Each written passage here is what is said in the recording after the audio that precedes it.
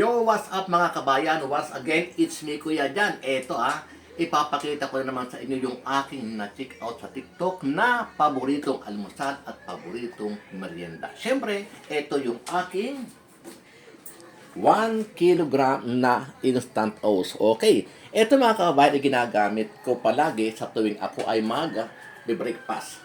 Eto nga pala ay 1 kilo ng aking binili. Kasi yung binili ko nung nakaraan, madaling naubos. Okay? So, siyempre, bumili na ako ng 1 kilo na kalagay na po yan sa jar. Okay?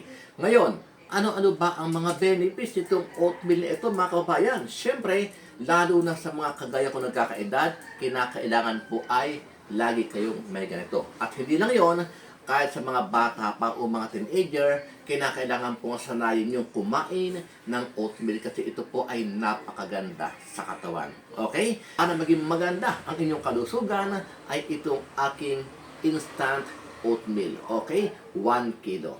Okay?